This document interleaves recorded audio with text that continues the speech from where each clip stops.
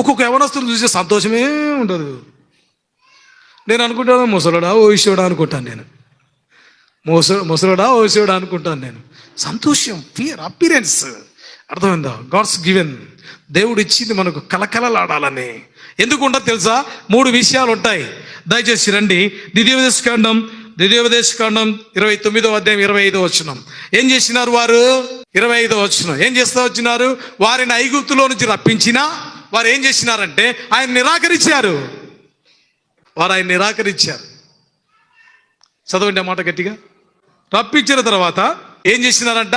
ఆ నిబంధనను, దేవుని ఉద్దేశాన్ని నిన్ను సంఘములో చేరిస్తే, నిన్ను రక్షణ ఇస్తే, తన స్వరక్తం ఇచ్చి నిన్ను సంపాదించుకుంటే, ఆ ఈగుప్తు అనే పాపములో నుండి నిన్ను రప్పిస్తే, నువ్వు ఆయన వాక్యాన్ని నిరాకరిస్తా ఉన్నావు, ఆయన సంఘాన్ని నిరాకరిస్తా ఉన్నావు, ఆయన దైవత్వాన్ని నిరాకరిస్తా ఉన్నావు.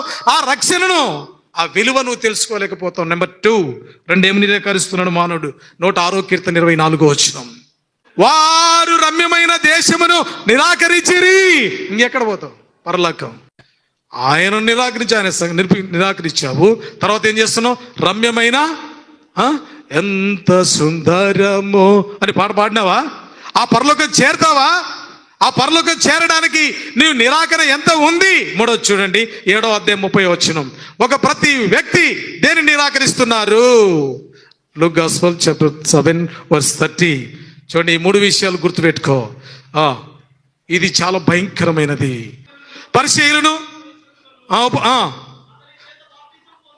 అతని చేత బాప్తిసం పొందక తమ విషయమై దేవుని సంకల్పాన్ని నిరాకరించిరి. ఈరోజు ప్రతి యవనస్తుడు, అర్థమైందండి, దేవుని యొక్క సంకల్పాన్ని నిరాకరిస్తూ ఉన్నాడు. తమ విషయంలో బాప్తిసం పొందకుండా దేవుని శిక్షకు పాత్రుడు. ప్రొవెర్బ్స్ 19:16 సామెతల గ్రంథం 19వ అధ్యాయం 16వ వచనం. దేవుని వాక్యం ఏం చెప్తాం చూడండి. నేను యవనస్తులకు కూడా చెప్పాను. ఏం రాయబడింది? 2 లైన్ చూడండి.